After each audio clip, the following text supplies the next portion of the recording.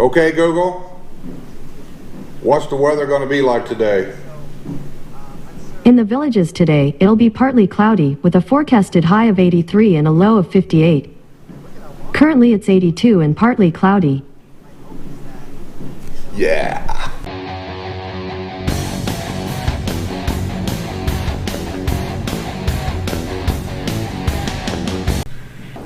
Let's get on with it. Let's get to trucking, as they say. Kathy Tueller, gator caught in Pine Hills. I got that video, Kathy. Yeah, this time of year, that pops up every now and then. Breeding season is going on right now. So the male gators, that's the ones they usually see running around, the big ones. Females are much smaller than the males. And basically they're just moving from one pond to another, looking for the next girlfriend. So, you know, I don't know exactly what happened over there. Guy gets up, he goes outside, whatever, and there's this gator laying in his front yard. And so they panic and they call the gator removal guy. They all have a state license to do that. Not everybody can do that. And if the gator is 8 foot or longer, beyond popular belief around here, they're not taken out and released in the natural wild. They're taken out. And I don't know. I guess it's okay. I mean, what do I know? And then you can go down to Gators in Brownwood, or you can go Gators Dockside in Lake Sumter, and you can have on the menu, it's in the appetizer section toward the bottom, gator tots. And I've had them. Tastes like chicken. The dip is what makes it good. If they're less than 8 foot, then most of these guys that remove the gators, not just from here, from people's swimming pools, wherever they may be, anywhere in the state of Florida, they take like a 6 foot gator or a 3 foot gator or a 4 foot gator, a smaller gator, 7 foot or less. They usually have a gator farm, and those gators go to their farm. And they'll feed them and until they get to a certain size, and then they do what they do. I mean, you go to any Florida souvenir shop, and you'll see many gator heads that they petrify in some way or another, and they're for sale. Well, that's where they come from. And, you know, you'll see things. So it is what it is. You know who you are. KJACQUES, I think. Anyway, do we still have driveway parties? Yeah, but you know, when we first move in, any neighborhood's probably the same. When you first move in, everybody really doesn't have nothing to do. The neighborhoods are only partially full. They're still building homes, they're still doing things. So every neighbor is trying to get to know who their new neighbors are. And so you have these driveway parties. This is nothing that we invented. I mean, this has been going on for many years in every neighborhood. We've been here, I moved in November of 2014, and when I bought my house in October, there were only 3 homes here for sale. And I was the first to buy, but I was the second to move in. So we had these driveway parties. I did other things. The driveway party is something somebody else really started. I started a golf outing, and it's called the Hillsboro Men's Golf Outing. And that was a way of not only of us guys getting together and getting to know our neighbors, you know, play a little bit of golf. Who cares if you were bad or good? And then after the game, we went out and had a couple of beers or whatever, and it was a way of getting to know it. My idea about the whole thing was, I've been coming down here for a long time, and so I kind of knew the golf cart trails fairly well. Not perfectly, but fairly well. I could get from here to Spanish Springs. So I thought, well, if we just do this golf outing thing and we all golf on the same day, basically at the same time, you know, as a group, then I could help kind of show these people around about how to get from here to there. Because as you go, say, from here to, I don't know, let's say we go from here to somewhere up around Sumter Landings to play golf. Well, along the way in a golf cart trail, depending on which way you go, I might go out, say, over here by Morse Boulevard and go up that way. And then somebody might notice, oh my gosh, there's Colony Shopping Center right over here. So they kind of learn as they go along on these golfing outings we have where some of this stuff is at. And that was my idea. 4 years into it, things settle down a little bit. People have a tendency to start getting their own little cliques, and they start moving on. And it's okay. I mean, they're having a good time in their retirement years. This is their retirement years. This is the only ones they're going to have. So do what you want to do, when you want to do it, and enjoy it when you're doing it. Because what I want is different than probably what you want. And sometimes I don't even know what I want. But now we have driveway parties, and we were having them every month. Somebody was volunteering a month. We haven't had one now since, well, in 2018, as far as I can remember, January, February, March, April, here we are, May. Time you guys see this video, it'll be May. We haven't had one this year yet. I don't think. I could be wrong about this. Maybe we had one in February. You know, I'm thinking back. I think we did have one when it was colder. You have to go back in my videos when Sue shot the video. My memory is like, and I don't really remember if we've had one this year or not. We may have had one, but we haven't had near as many as we used to have. That's because we're all busy now. We got Sue, like today. Sue's gone today. She's got her Monday's ladies' cards day. They play cards. And then Tuesday I'm going to golf. And then Wednesday I'm going to golf. One day this week, and I don't know exactly when it is, truthfully, Sue gets up early and she leaves. She goes to painting class somewhere. And then, of course, she has her shopping in between. That should be an activity around here. I swear to God it should be. Shopping. The Ladies Shopping League. But anyway, we all have our things to do. So, you know, the things kind of have a tendency to slow down. We got one group back here in the back.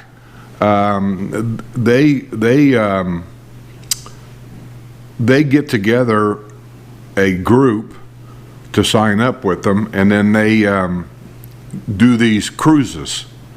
Last year I was going to go, but then Sue's brother was sick, and then we had some problems. We just couldn't. I didn't want to go.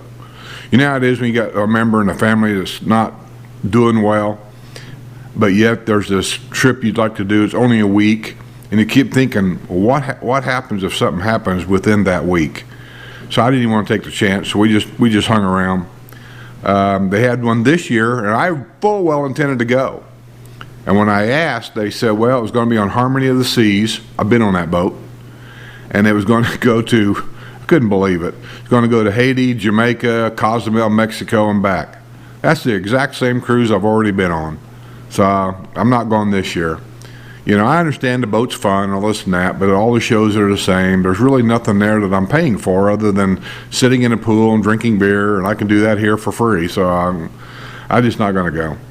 But when they come up with a different one, like maybe a Puerto Rico trip, or as crazy as this may seem, I have never been to the Bahamas. Everybody's been to the Bahamas. I've not been to the Bahamas. I've not been to the Canary Islands. I haven't been to a lot of them other places that seems to be a normal place to go. So if I ever get one of them cranked up, you know, for a week, I think I'm going to go. Sebastian, I'm going to mess these names up. Giuliani, Village's realtor or a private realtor, which is better? Well, first of all, I'm not sure what a private realtor is. I have no idea. But if you're talking about a village realtor or an outside real estate company, which they have them here, you'll see a house for sale by, say, Fox Realty is one. There's some others, and I can't remember all their names. It's whatever you're comfortable with. It doesn't make any difference. But I have pointed out before, just keep this in mind, the Village's real estate company and that's all of them. They will not work with an outside realtor at all. They won't talk to them. They won't give you any advice about it. If you call them up and have your real estate company say, I want to see this house, I want Joe Blow from Fox Realty to go over there, that ain't going to happen. You have to pick. If you want to buy a house off of Fox Realty, that's who you have to do business with. If you want to buy a house off the Villages Realty, that's who you got to do business with.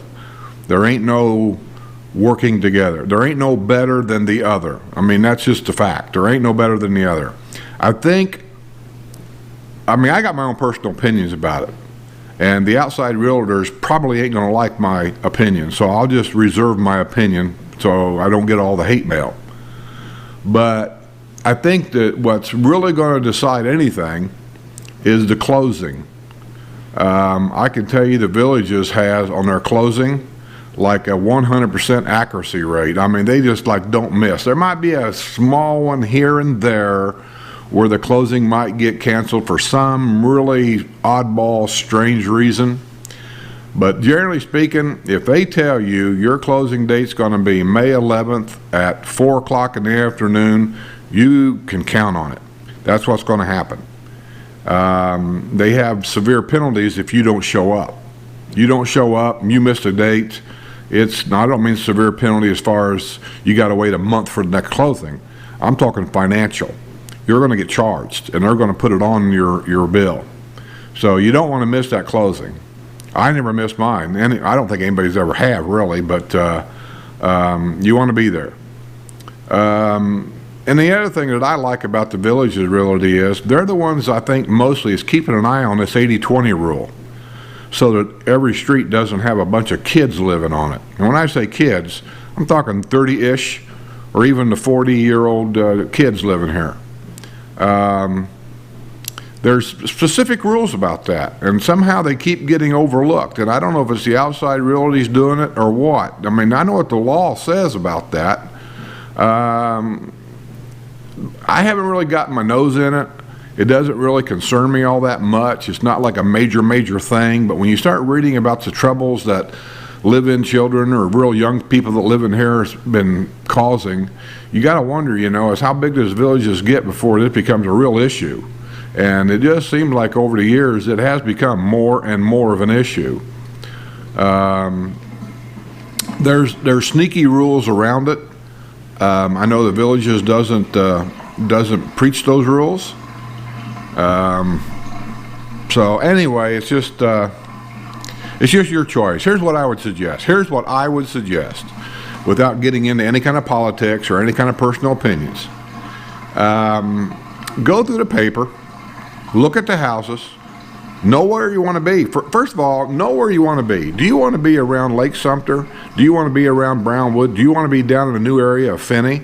Do you want to buy a pre-owned home or a brand new home? That's going to tell you where you're going to want to be real quick. If you want a brand new home, you got to go down the Finney area. There is no more around north of 44. I don't think there's any more left. So you got to go to Finney. If you don't mind a pre-owned home, then just know this. Where do you want to be around? Do you want to be around Brownwood? Do you want to be around Lake Sumter? Do you like Spanish Springs? Choose, because that's going to narrow your search down a lot. Now, once you decide where you want to be, you might say two areas. I could do a Lake Sumter, I could do a Brownwood, or anywhere in between those two. Okay, that's narrowed it down. That means Spanish Springs area and north of Spanish Springs is out. That's gone. Now decide what it is you want to do. What do you just name? 3 things that you have to be near. You just have to be near. Is it golf? You want to be near several executive courses? Do you want to be near 1 or 2 country clubs? Know that. Do you have to be near the family pool? When I say family pool, that'll be your neighborhood rec center. That's where you take your grandchildren and children under the age of 30. That has to go to that pool. If that's not important to you, do you have to be around the neighborhood pool? That's the adults. You got to be 30 years of age or older and have an ID with a picture ID proving that you're that person. That gets eliminated a lot, but that's the rule. So if you want to be near one of those things, then that will narrow your search down even more. Do you have to be around a walking trail? Do you have to be near a square? You're one of them wants to go down and you want to listen to music and you want to dance 2 and 3 times a week because you really enjoy it. Then that narrows it down even more. So just kind of know those little things and it'll help you a lot on your search. And then once you get all the area narrowed down for your realtor, whoever it may be, then you can give them your guidelines as far as how much money do you want to spend. I'm good between $220 and $300. I gotta have 3 bedrooms. That's a have to. I have to have 3 bedrooms. I have to have a golf cart garage. That helps your realtor narrow it down even more. So just know those little things, jot them on a piece of paper, and your search won't be as big or as long as you think it might. Steve Weaver, meet and greet. Well, Steve, I'm usually around here and there. I had a meet and greet yesterday with Charlie and Sarah Beck. I met them down at Finney at the Finney Bar and Grill, and we had a good long talk. I guess we was there for at least an hour. I had a sandwich. My wife had I don't know what she had, probably some kind of chicken. That's all she ever eats. And I had a couple of beers, and we talked. They asked some questions. I told them what I knew. They can take out of it what they want. They can, but they're having a good time. They're in a new area. They're having the same problem that everybody has when you move in a new area, dust. Especially in the lanai because they're all screened. And we had that discussion about why we had ours enclosed. And it's the same issues, and I let them know about their grass in your yard. The turf is only guaranteed for 30 days. You have any issue with your yard whatsoever, the grading, water puddling up, if you need a French drain because of a problem between your houses, the grass is all dead in the backyard, it's not growing, you got to get them complaints in the first 30 days of closing of that house, because that warranty disappears fast. I put that in, and I will tell you, the very next day, the guy that laid the lawn came out, he looked at it, and he confirmed with what I said, that the yard wasn't graded right. They went in, they redid the whole thing, regraded it, put all new sod down. It wasn't a big deal, but you got to get that complaint in that first 30 days for grass. I told him things like that maybe he did or did not know. So, that's what we talked about. So if I'm around, send me an email. But here's the problem. I'm going to do all the Hillsboro men's golf outing lineups in May. And I told him this year that I got a partner that's going to be helping me out. He's going to do all of June. And that gives me and my wife, I know that's not good English. I can hear the English teachers out there now. You mean my wife and I. But he's going to give me and my wife the whole month of June off, to where I may not go anywhere. I may stay here and play golf. I enjoy it here. I like it here. But at the same time, we are getting older. I know that. And our health isn't any better from one year to the next. I know that. So we want to get a little traveling in. We got a granddaughter that lives up there. Never met him. He don't even know who I am. And to be honest with you, from an old man, I'm not real concerned about that. Because, I'm smart enough to know in my lifetime, I had great-grandparents. Growing up, they really mean nothing to a great-grandchild, because you're so young that the idea that, this is your great-grandfather means nothing to you.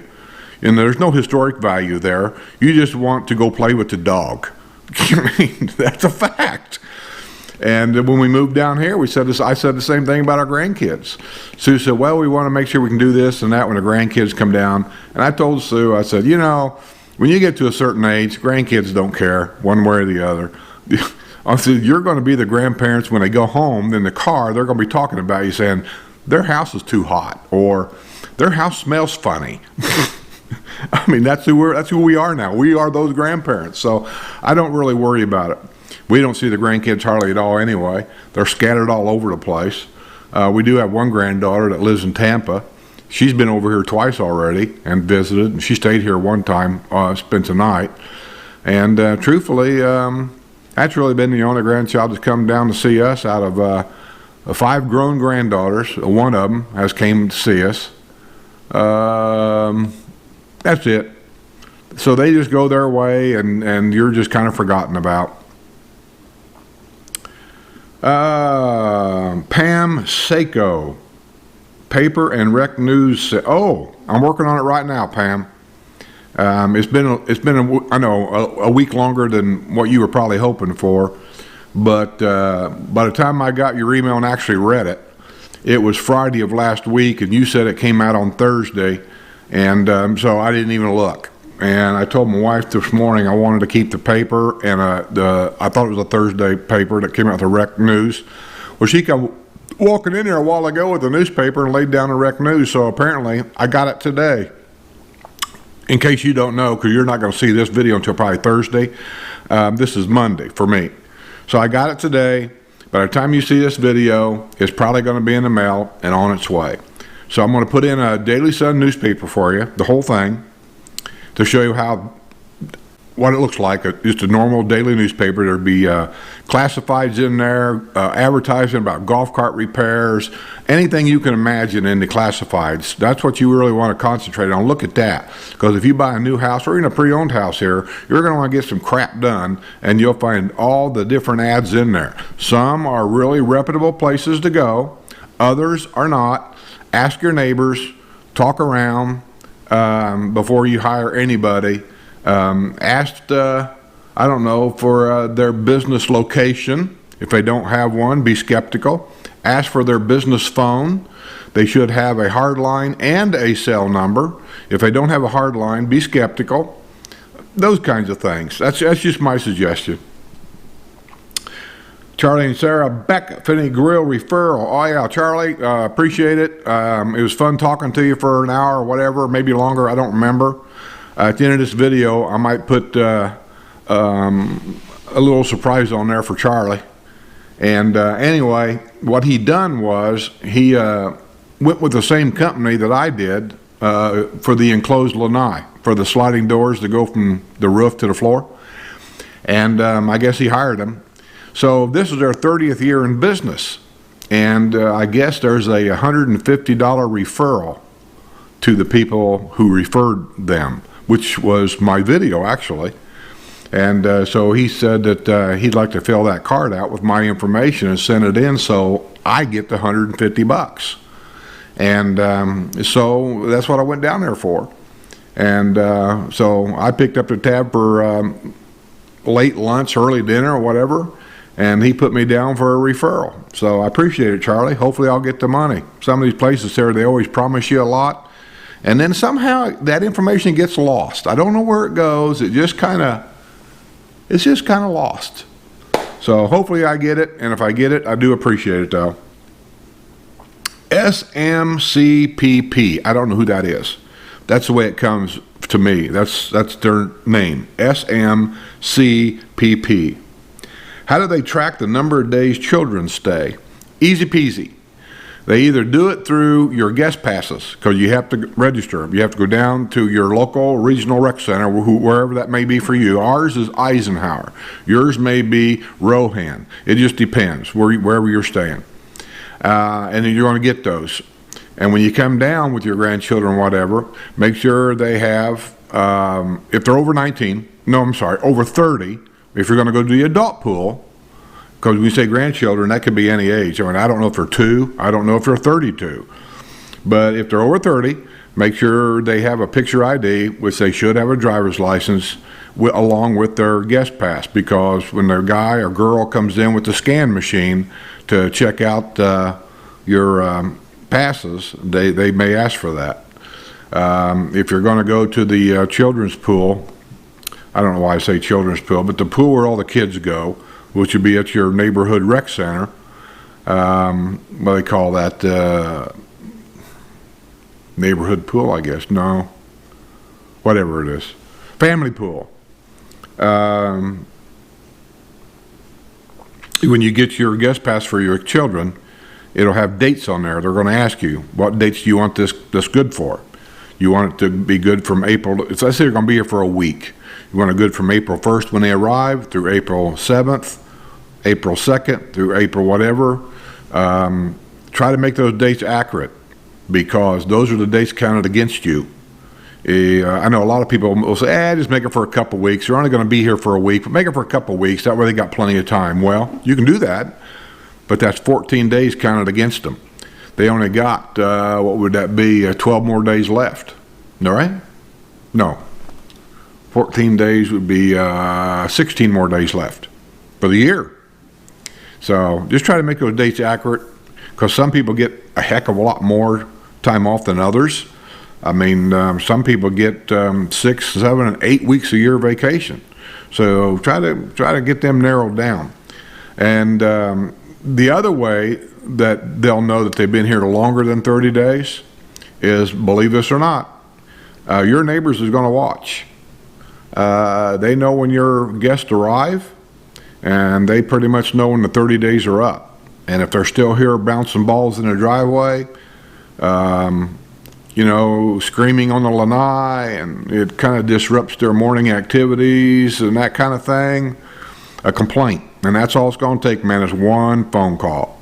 And they're going to come knocking on your door, and they're going to ask for information, and, so, yeah, that's basically the two major ways that they know how long they've been here. Austin Antonio, tell the price of these projects. Oh, he sent me an email saying, if you would just tell us how much these projects cost, that would help us future people that's thinking about buying up there. That would help us out a lot. Well, I hate to tell you that that this is going to cost X amount of dollars, because it depends on where you go. Depends on the product you buy. I mean, this floor in here, truthfully, I don't shop. I've said this on my video 1,001 times. I don't shop. Sue went shopping. She bought this and decided where she wanted it. Well, as you know by the other video, that's been changed. Now we're moving it into 2 more rooms and 3 more closets. So now the price has changed. And then before they even done that, they're supposed to come out here like May 14th and start putting this new flooring in the other rooms. And before they get here, I think Sue told me May, I don't know when, 11th or something.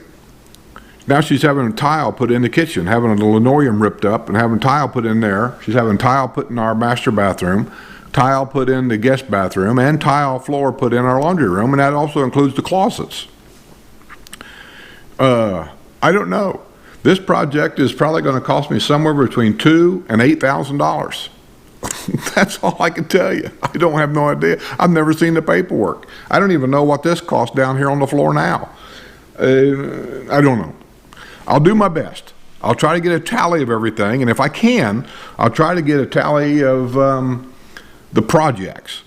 Like the laminate flooring cost X amount of dollars for the whole thing, and I can't give you square footage, and don't ask for all that, because truthfully, I'm just not even going to look for it.